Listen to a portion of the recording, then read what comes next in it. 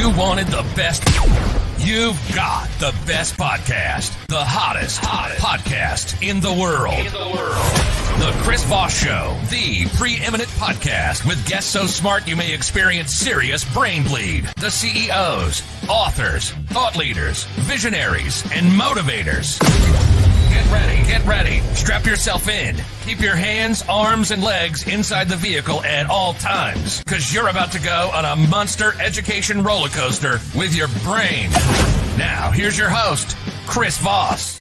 Hi, folks. It's Voss here from the ChrisVossShow.com, the ChrisVossShow.com. Welcome to the big show, my family and friends, my loved ones, my joyous audience, and the music didn't fade this time, so there's that. Welcome to the show, ladies and gentlemen. Welcome to the big podcast tent in the sky. Today we have an amazing gentleman on the show. He's going to expand your mind, make you smarter and more brilliant, and Reverend Heaven knows, I don't know why Heaven would know this, but I don't know, I've heard rumors that if you're smarter, you're sexier to whoever you want to be sexy to. Maybe, I don't know. The lawyer said I can half say that, but if you sue me, I don't know. You better be hot. I don't even know what any of this means. I'm just doing a ramble as we always do anonymously at the beginning, or randomly and anonymously. I don't know. It's still on the show. Yes. The segues we do just to get the plugs in. Go to goodreads.com/Chris Voss. Refer them to your family, friends, and relatives and tell them it's because you love them, even if you don't. I've seen your relatives. Go to youtube.com/Chris Voss, linkedin.com/Chris Voss. We're on that new Threads over there at the Instagram, the Twitter copy. 6 months from now, people will be like, that went out of business. And then we're also on TikTok as well. So be sure to check that out. He is the amazing author of the newest book that is just coming out here fairly soon.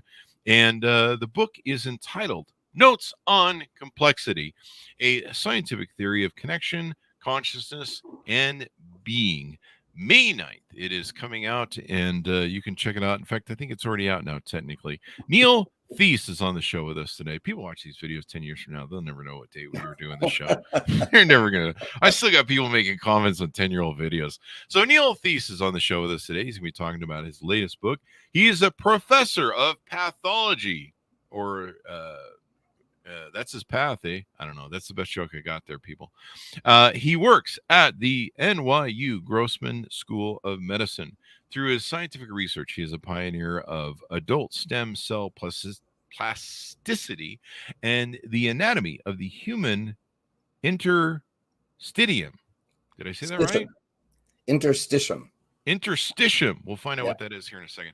He is also a longtime student of Zen Buddhism, and his studies in complexity theory have led to interdisciplinary collaborations in fields such as integrative medicine, consciousness studies, and science religion dialogue. And he lives in New York City. There you go. Welcome to the show, Neil. How are you? Oh, thanks. I'm very good. How are you? There you go. I am good. You can tell I never went to college and I flunked second grade. So I was having trouble with the big words there, like through. What is an interstitium? And do I pick that up from someone in Interstitium. Thailand? Interstitium. So it means the stuff that's in between, and in bodies, it's usually been referred to like spaces, tiny spaces between cells. Some cells have little gaps between them, so it's an interstitial space. And then slightly bigger than that, we've known, since we had microscopes, that around capillaries, there are little spaces through which nutrients come into tissues and waste products go out of the tissues. So that's an interstitium. What we discovered back in 2018, and the news sort of hailed it as a possible new organ, that all the connective tissue of your body, all your collagen, has spaces in it that we hadn't recognized before that are fluid filled. And so there's a fluid filled network through the body, basically that's 4 times the size of the cardiovascular system. Wow. Yeah. And it's a signaling pathway probably through the body for cells, molecules. Cancer can travel through it. Infections can travel through it. So it's a pretty big bit of anatomy that no one had ever really noticed. Maybe that's where all my vodka stays. It could well be. Yeah. But I'm also, my subspecialty in liver is liver pathology. So we could always go down that rabbit hole if you wanted to. Okay. Well, let's get some plugs in for your book first. Okay, sure. So what .coms, wherever you want people to find you on the interwebs to get to know you better. I have a website, neiltheiseofficial.com. Mm-hmm. I used to have neiltheise.com, but I'm sort of naive about these things and I lost it. Oh no. For where it went. Yeah. So neiltheiseofficial.com. And that has links to all my prior videos before I turned all this stuff into a book. The complexity theory stuff I've been talking about for about 20 years. Mm-hmm. So the videos online relating to that go back 2 decades. And then subsequent interviews since the book has come out are accumulating there. And future things that I'm going to do. That's where I'm going to be posting them. There you go. The book is titled Notes on Complexity, a Scientific Theory of Connection, Consciousness, and Being. So give us a foundation of what is complexity theory, I guess. Yeah. So complexity theory is basically the scientific theory that came out of the 20th century, 1970s, 1980s is when it really sort of percolated up and became prominent. And it's how we basically can think about where life comes from, how life happens, how living things organize themselves into larger things.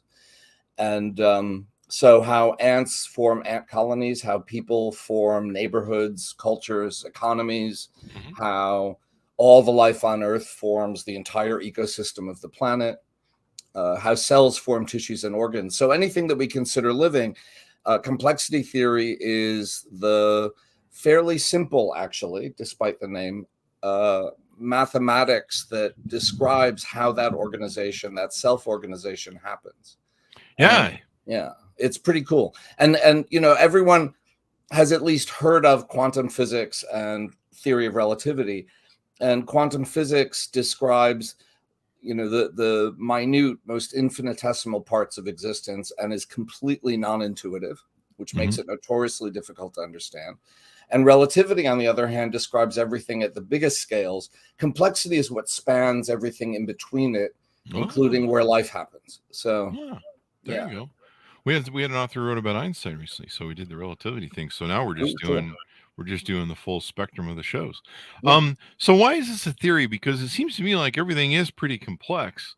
And I have a hard time challenging you on that whole thing because I've seen the universe, and it seems there's a couple levels there going on. It's pretty complex. Yeah. So first off, there's a difference between complicated and complex, right? So what we mean in part by complexity is that things that are simple, like a clock or a car, if you take it apart and you get all the pieces, you can put them back together again and you'll get the same clock and the same car. Nothing more, nothing less. And if you're a really good engineer, you can look at the pieces and figure out that if you put them together, you would get a clock or a car or something like that. So the parts are exactly equivalent to the whole, and the whole is exactly equivalent to the parts. The two define each other. But in complexity, the whole is greater than the sum of the parts, as they say.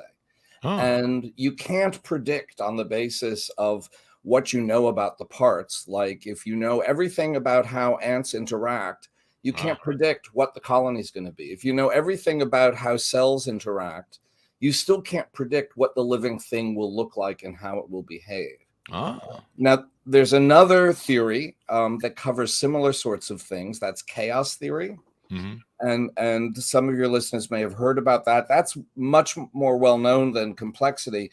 And there also, the whole is greater than the sum of the parts. And the value of having a theory in these cases is that you can computer model these things. And in terms of chaos, an example would be the weather.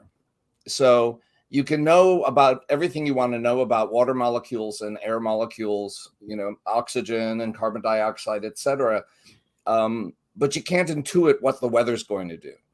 But now we have these models that actually, compared to 20, 30, 40, 70 years ago, we're actually pretty good at knowing what the next hours of the day look like, what the next few days of the week look like. We can tell, when hurricanes are likely to happen, and we can pick them up before we spot them. And that's because we have this theory that you can apply as a computer model, and it makes predictions. So in chaos, the predictions are pretty accurate. But in complexity, as I said, there's always some little randomness in the system that makes it impossible to predict. And that's the hallmark of living things, that we can't predict them. For the last few centuries, we talk about bodies as machines, making them sound like they're predictable. We have Newtonian mechanics, which sort of made it seem like if you know everything in the universe at this moment, then the future is laid out. There are no questions. There's no free will because everything just happens the way it's going to. But what we now understand with complexity is there's always sort of a low-level degree of randomness in every living system. And that means you can predict what the possibilities are for the next moment. But you can never predict which possibility is going to be the next moment. And that's what keeps us on our toes. But that's also where the ability to choose adaptive responses comes from. The creativity that keeps us alive comes from that randomness. And probably helps us in survival mode, right? Because exactly. Yeah. Like when we get something like COVID comes at us and has potential, it killed a lot of people and had the potential to kill more because it was so overwhelming for our hospitals immediately. We had to adapt, right? Right. And if we didn't, then, things might not work out. Right. And there's an example of if everyone was thinking about disease and healthcare and medicine exactly the way they were the day before, we'd have been screwed. Yeah. It required new ideas, and you can't always tell where those new ideas are going to come from. Some of them come from the bottom up, some of them come from the top down. And that's another hallmark of complexity is it's bottom up stuff. Yeah. So you look at an ant colony, it looks like someone has planned where the food lines are going and where the cemetery is and, et cetera. But in fact, it's just the ants interacting down here at the local scale that lead to all these complex structures. And that's the magic of complexity. And that's where the modeling comes in and the mathematics comes in. And the implications that go beyond just science. Yeah. It takes you to sort of philosophy and consciousness and religion and stuff. One thing I've always looked at models is, out of the box and trying to look at things out of the box. I remember being a kid and just seeing the whole world and the complexity of it and just thinking, holy shit, there's a lot to take in. And you're like, where do I start? Where do I finish? And so it's interesting. So as you study it and as you address it, you're doing this for a lot of different things. It's interesting that you say, the sum of the parts are bigger, or the sum of the parts are bigger. The whole is greater than the sum of the parts. There you go. I let my kidney run the show one time on the podcast, and it did not go well. No. We're still trying to get the smell out of the mic. Yeah. But no, I get that. It's kind of interesting to me. I was supposed, like when I was a kid, we took apart my dad's watch, his funeral watch, and we were just kids, so it didn't go back together.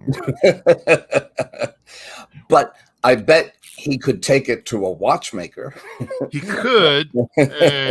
I think he mostly just beat us silly, which we deserved. He was very upset about it. We thought he'd be so proud of us. But that was a case where the parts, the before we started mucking about the whole became less than the sum of the parts.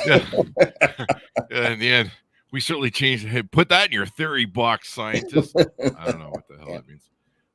You can call that the children theory, maybe. I don't know. Well, kids are also kind of a demonstration of that low-level randomness in the system. Talk to any parent about how unpredictable their lives have become, but also how they have to think on their feet. Yeah. And come up with new ways to do things to keep the whole family enterprise going. And they do. Yeah. But it's not, an example would be, so the parents in that case might pat themselves on the back and go, oh, we're really so smart. But the fact is, it's the craziness of the kids that's driving the parents to become creative.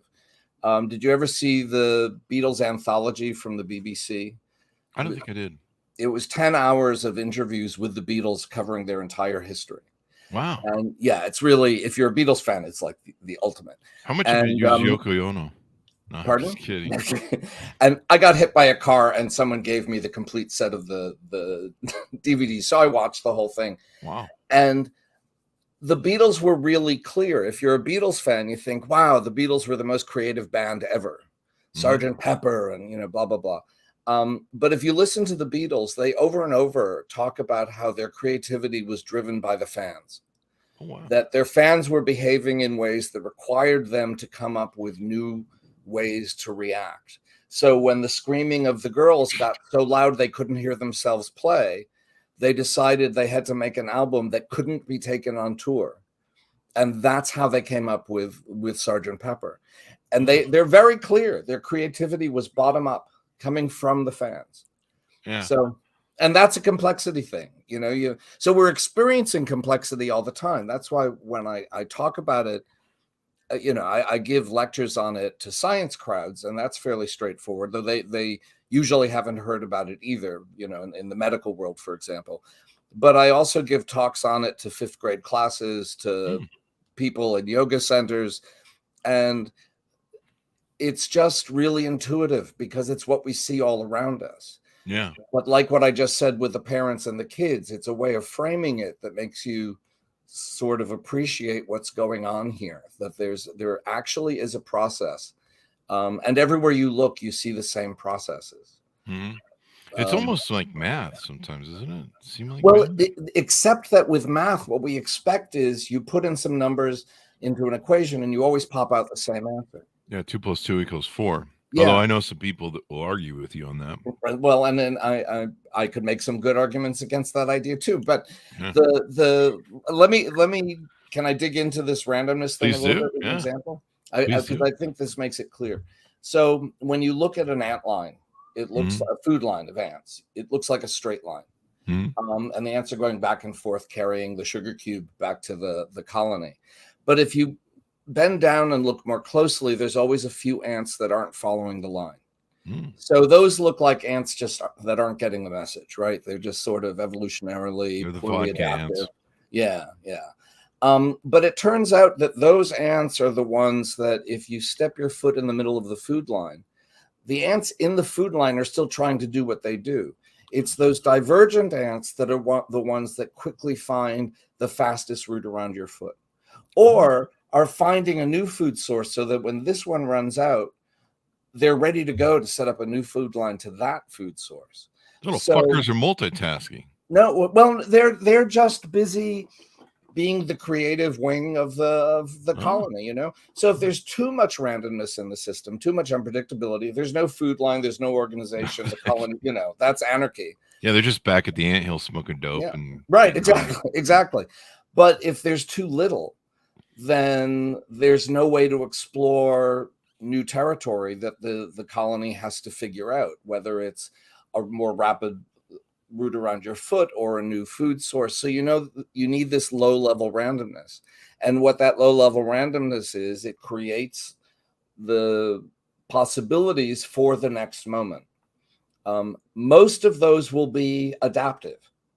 Some of them won't, and you'll step off the ledge into chaos or just rigid machine-like order, and that's when death happens.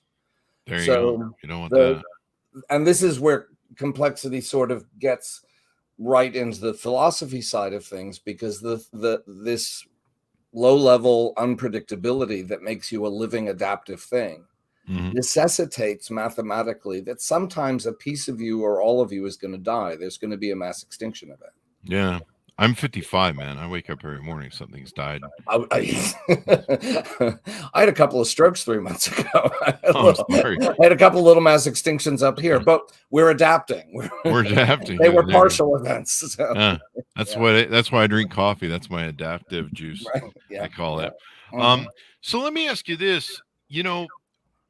I see this stuff in people who create conspiracies. We see it in a lot of our world today.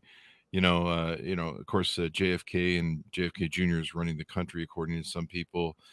Flat earthers, we see it in religion, and where people seem to want to. You tell me if I'm wrong here. This is my theory, and my theory is that some people, the world is just so complex and it's scary to them. Part of because of that survival, Mhm. and death can come in a moment.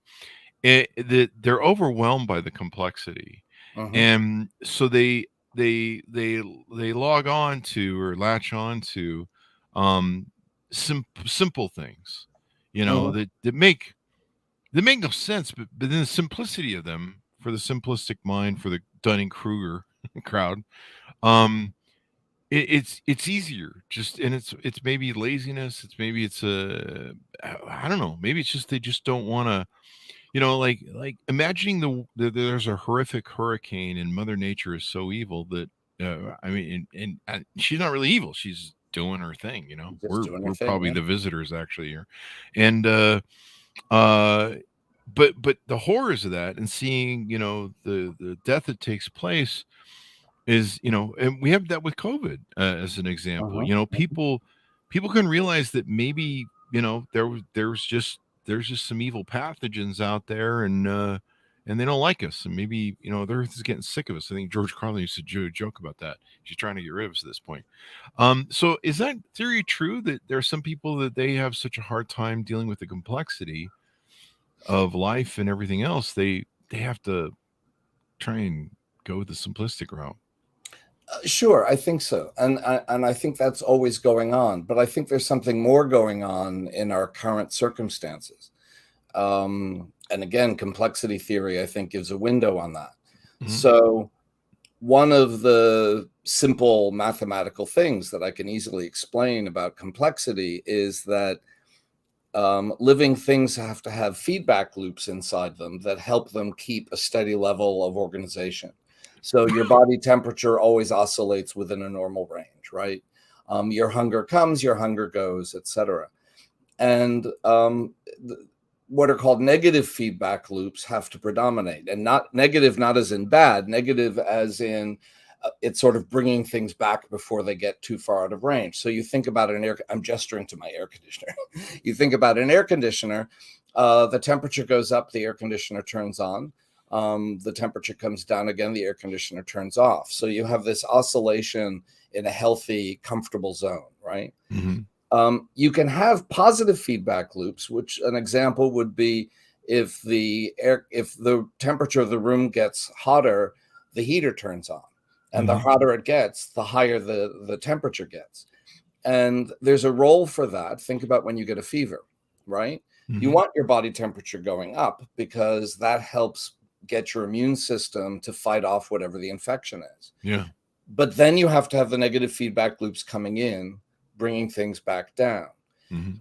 If positive feedback loops predominate, then you get larger scale structures, but instead of being creative and adaptive like a complex system, they become energy expending, they grow rapidly and then collapse. Hmm. So think about cancer in the body, think about economic bubbles, grow rapidly and then collapse, and you have a recession or a depression.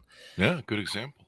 So I think what's going on, to be honest, with currently people, yeah, there's always an urge, you want a simpler explanation for things.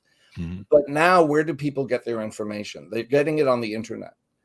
And it used to be, when the internet first formed, all these ideas got thrown up, and community response sort of drove things towards community ideas of truth. Mhm. News came on the radio, and the way people would, or on the TV, and people would talk about them, and people would go, no, that sounds crazy, or that sounds good. Walter Cronkite, he's believable. That guy not. And so you developed, there was those were negative feedbacks on the way information got produced, and it Mm. kept within a range of believability. But now, once they started coming up with algorithms that Mhm. guided you to information that reinforced what you're believing, regardless of truth, Mhm. and that's on Facebook and on Instagram and on TikTok, etc., those algorithms are sort of like the positive feedback loops Mm. and driving this. It's like a cancer or an economic bubble, but it's a cancer of information. Yeah. And so now there's tremendous energy, but it's also wild. There's no adaptation there. It's just wild. And what's going to happen eventually is the whole thing collapses. Well, it's not going to be pretty. Yeah. I hope I'm not there when that happens. That's always sort of my default. I'm 64 now, and I'm like, okay. But then I think about my niece and my nephew and my great nephews, and I'm like, oh, have fun with that, boys. Yeah. That's what I tell mine. I'm like, I'm out. Have fun with that. What's your problem now? Have fun with that ball. And I don't know. There's also, I guess, the flip side of what I'm saying, as a suggestion to why people sometimes have a hard time facing reality, where simple things they make complex. Like, if you ever talk to anybody who talks about QAnon, I mean, there's a whole. I mean, you almost need to go to college to follow it all. It's a whole elaborate, and it has so many branches, and yet it can come down to simple, like, somebody just didn't win the election, buddy. Right. But exactly there. So you have that image of this tangle of ideas that's growing, right? Mm-hmm. Now you can either have a nicely tended garden or a nicely tended ecosystem where things keep each other in check, or you have an invasive species come in, and you get tremendous growth, but it's just a crazy tangle that eats up all the oxygen in the room. Yeah. Right. And so I think QAnon is an example of that. Of course, it's wildly productive of all sorts of stuff, but there are no feedbacks to check, like, is this crazy? Is this crazier? Is this less crazy? Does this make sense? And it's, again, back to the information thing. It's an invasive species of information. There you go, feedback loop, and when you're when the what is it, when the crazies are running the sanitarium, basically sort of thing. But I can see how, like, I've seen this with different religions and cults that are wacky, and it's almost like they use the complexity of it by building complexity as a way to form truth or reality. Am I right? Am I on the right track with that? Yeah. But so, you said I'm a Buddhist. I'm also an observant Jew, and I've got a few other religions thrown into the mix. And there you go. And that's partly what the book is about. Where the science leads, in part, is to it's not to an atheist perspective. Blah blah blah. Whatever. But the thing is that religions and spiritual practices, like anything else humans organize, can be used for good or for ill. Yeah. In Buddhism, the Buddha is said to have commented that everything is medicine and everything is poison. And I think that's true. That's why vodka again. We're using this. Yeah, exactly. For this well, show. If you're just kicking back with the vodka day after day after day, bad. You say that like it's a bad thing. Yeah. If you've got a bottle of vodka on you, you're in the middle of the wilderness and you fall off a cliff and you've got this open wound, douse it with vodka. It'll keep you from getting infected and you may live to get out of that. Right. So everything's medicine, everything's poison. I think religion is exactly the same thing. There are ways in which it can lead to an understanding of the true nature of reality.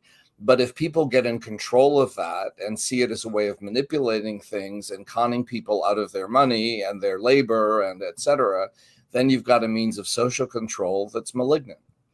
There you go. But the problem is the people. It's always the people. Always the people. The problem is always the people.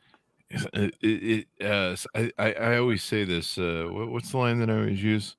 The problem with the human beings is the humans are it's something along the I can't remember the line I used. Somebody was right the other day. They're like why is it human beings do the worst things? And I'm like, human beings are the worst people. That's it. That's my line. Human beings are the worst people is.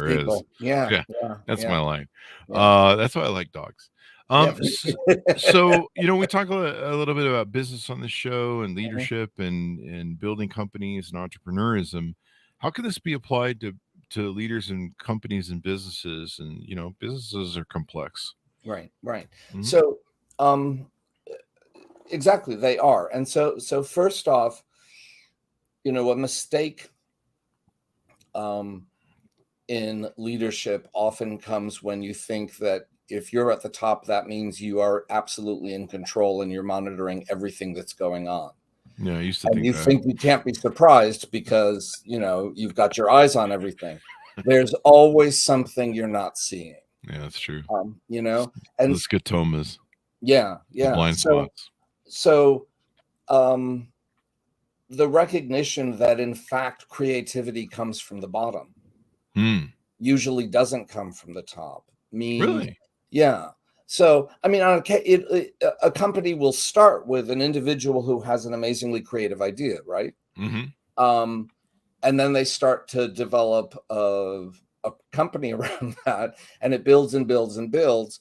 But then eventually, it can't make the leap. So what do I know about business? I'm a liver pathologist, but I think about IBM was running the computer world until suddenly it wasn't, and there was Microsoft.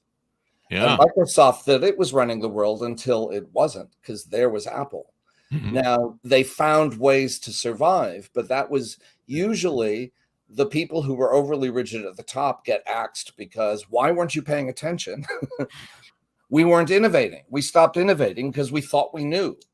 And then you turn to what's going on in your laboratories down here and you go, oh, there's some really cool ideas. I think one of the things Steve Jobs was really good at was cultivating a community of innovation within the company. Right. Yeah. So that's one thing. The other thing is this notion that regulation is a lack of freedom and therefore, strangles a company. Well, too much is, because then there's no randomness in the system if you strangle it, right? Yeah. But if you don't have some regulation, like you look at the American economic system, but this would be true on the smaller scale for any company. You take off all the guardrails on how the banking industry goes, and the result of that is you get the Great Depression.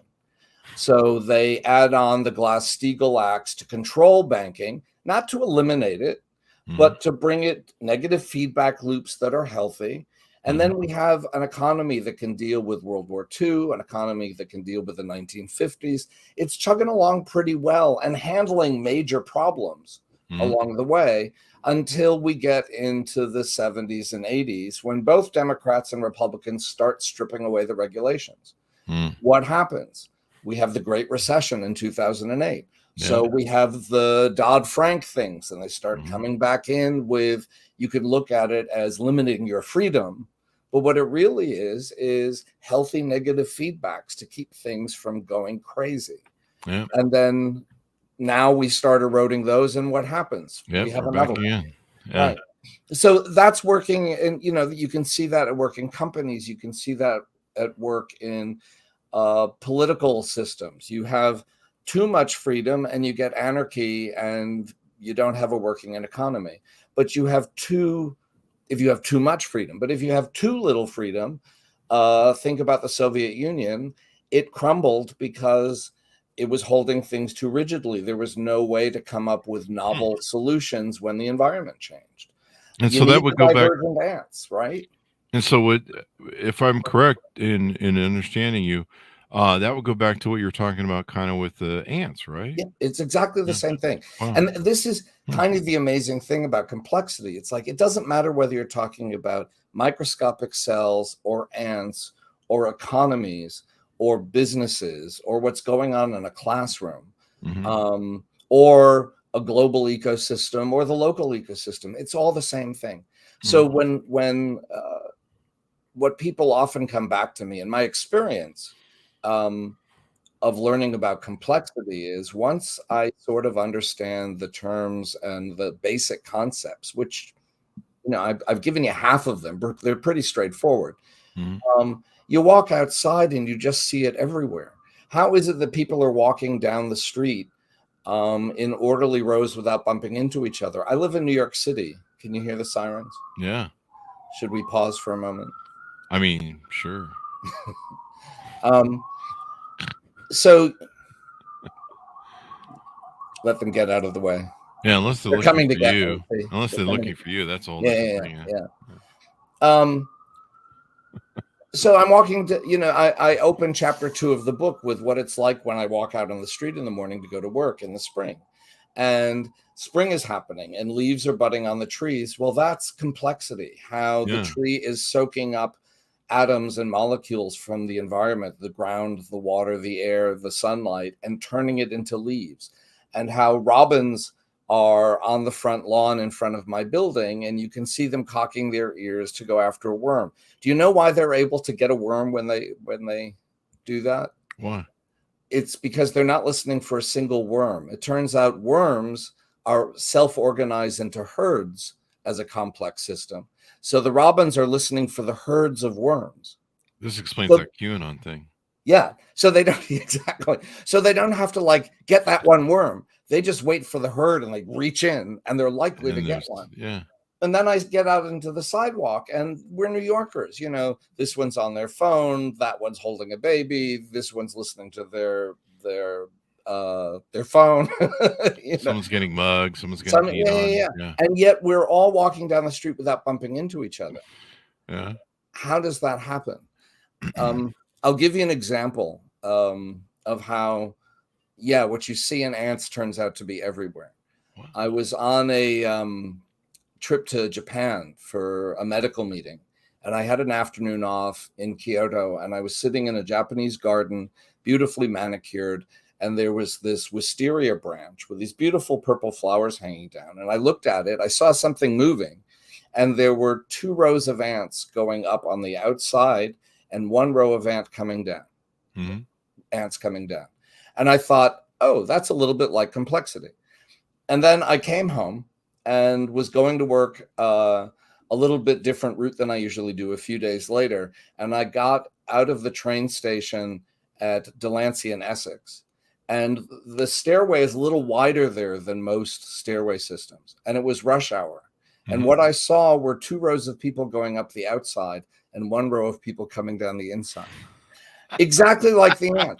But no one was thinking, how do I walk along this staircase like an ant? None of the ants were paying attention to each other. None of the humans were. And yet on some level we were, and we self-organized like that. Wow. That's the complexity theory thing. It's like once you learn it, you can't unsee it. Flocks of birds in the sky, just look at your body and what the cells are doing inside. It's all the same thing. Wow.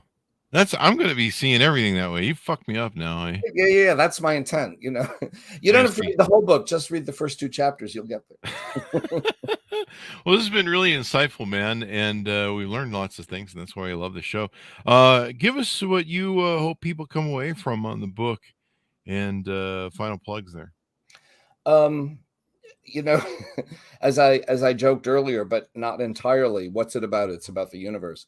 I think it's to be able to look at things that we have intuitions about and understanding them. It's all really very simple, but with a little bit of heightened awareness and a little bit of heightened understanding, we can think about what we're doing. And, so many things we put them in the political realm and go, this is a political question, and everyone gets very angry, etc. And it's not. It's just ants. Are we behaving like ants or aren't we? Do we want a healthy system? A little bit more negative feedback loops. Is it too rigid? Are we getting no creativity because loosen it up a little bit. It allows us to see that the solutions to a lot of our problems are not political questions. I'd love to see this stuff taught. I've taught this to 5th graders and they get it. Yeah, my nephew asked me to come to his class when he was in the 5th grade. This was about 20 years ago.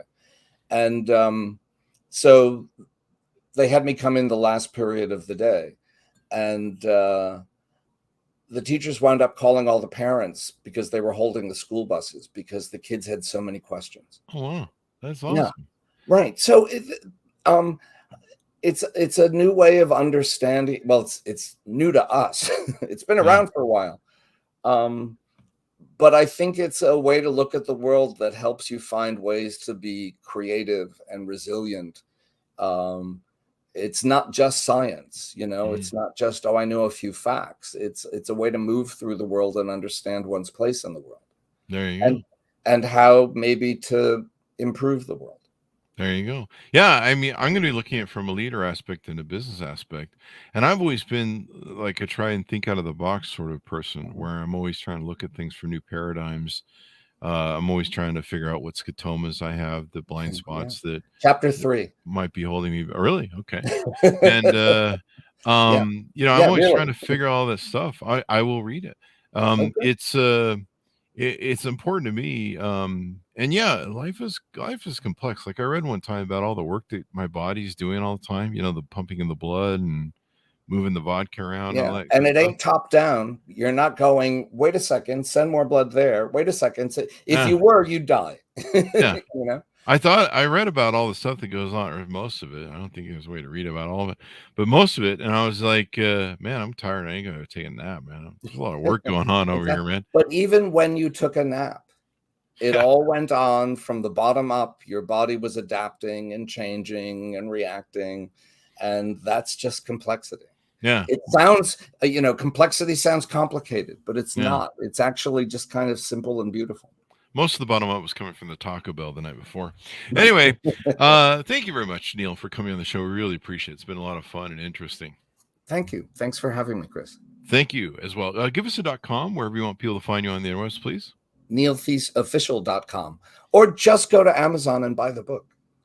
Buy the book, damn it. Go to Amazon. You don't even have to read it. Just buy the book. You can check it out there and all that good stuff. So, folks, order the book wherever fine books are sold. Available May 9th, 2023. Notes on Complexity, a scientific theory of connection, consciousness, and being. I mean, that's what we all want. We want to be more connected, more conscious, and being, and probably more present too. Thanks so much for tuning in. Go to goodreads.com/Chris Voss, youtube.com/Chris Voss, linkedin.com/Chris Voss. Hell, it's whatever. I'm on there. Thanks for tuning in. Be good to each other. Stay safe, and we'll see you guys next time.